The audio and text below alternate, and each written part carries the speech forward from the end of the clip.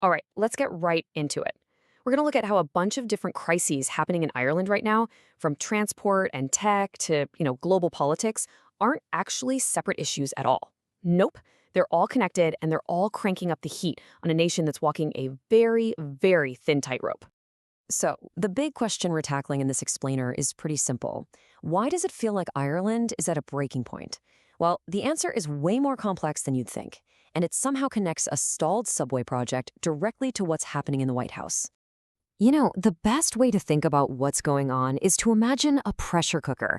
You've got all these different ingredients, different sources of heat, all building up inside one sealed pot, and it's all leading to one single critical moment. So what we're going to do is connect the dots. We're going to take 5 completely different news stories that on the surface have nothing to do with each other.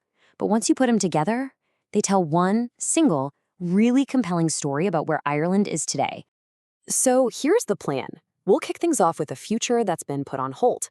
Then we'll look at homes with no people in them, a crisis of conscience hitting a beloved institution, a wild corporate spy thriller, and finally the diplomatic tightrope the whole country is being forced to walk. Let's do it. Okay, first up, the Metrolink. And look, this isn't just about a delayed train. This is a perfect example of a frustration you can feel every single day that's actually being caused by forces thousands of miles away. You gotta love the honesty here from the guy in charge. Dr. Sean Sweeney comes right out and says that when he took over the biggest construction project in Irish history, it had, and I quote, zero credibility. I mean, that's the mountain he had to climb right from the get-go. So here's the kicker. Just as the project finally gets through some major legal roadblocks and is ready for a green light, Sweeney can't get a proper meeting with the country's leadership. And why not? Because some unpredictable international crisis keeps flaring up, pulling the Tasha away for emergency meetings. And this just lays it all out, doesn't it?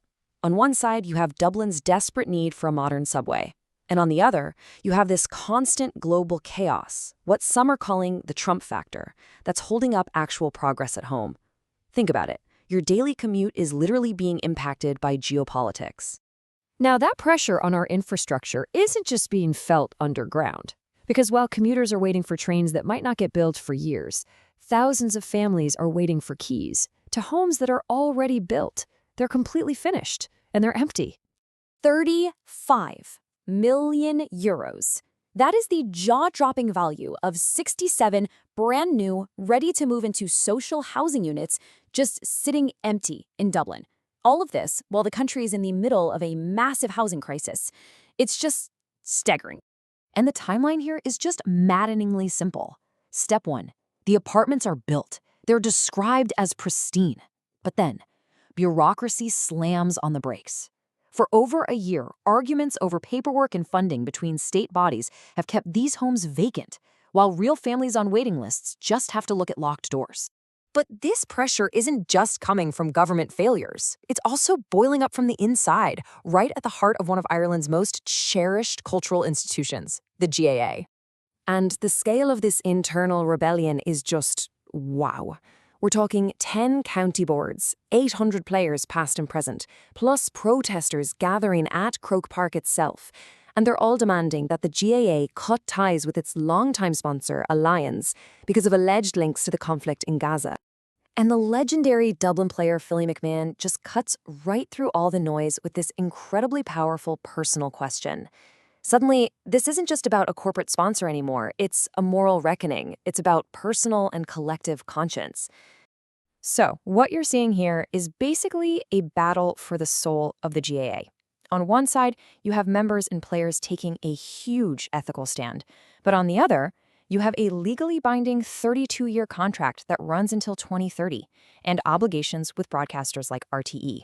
It's a massive clash between values and contracts. Okay, so while that GAA crisis is playing out for everyone to see, another kind of pressure is building up in secret. We're shifting from a public crisis of conscience to a high-stakes corporate crime thriller playing out in the Dublin suburbs. This story is absolutely wild. A joint investigation by US and Irish authorities has uncovered a worker in a Dublin office who is allegedly being paid by a massive Silicon Valley company deal to spy on its direct competitor, Rippling. This is industrial espionage on Irish soil between two giants of the tech world. And the details? They're straight out of a Hollywood movie. The worker allegedly leaks company secrets, gets paid thousands a month in crypto, and then, when he's found out, he's told to destroy the evidence with an axe. This isn't just a corporate squabble, it's a criminal case that puts a question mark over the integrity of Ireland's whole tech sector. And all of this, the stalled projects, the public anger, the corporate crime, it all leads us to the final act. All these pressures are coming together and creating the ultimate geopolitical dilemma for the country's leaders. Just take a look at this chart for a second. The numbers are just stark. This shows defense spending as a piece of the economic pie. While our EU partners are averaging around 1.5%, Ireland is way down at 0.3%. In a world that's getting more unstable, this makes the country a huge, and you could say, uniquely vulnerable outlier. And here is the fundamental problem. You have the Taoiseach getting ready for that traditional St. Patrick's Day trip to the White House to maintain that special relationship. But at the exact same time, you have leaders back in Brussels seriously talking about a divorce from the US, who they see as an increasingly unreliable partner. And this puts Ireland in an impossible position. Do you side with the EU, your political family, and risk the American tech investment that basically fuels your entire economy? Or do you stick with the US, your economic engine, and risk being frozen out by your closest European neighbors? There's no easy answer, and either choice carries a huge risk. And that brings us to the final, unavoidable question. In the very near future, being a loyal EU member and a US economic satellite might just become impossible. For decades, Ireland has managed to walk that tightrope. But now the pressure cooker is whistling, and a choice that could define the nation for a generation seems to be right around the corner.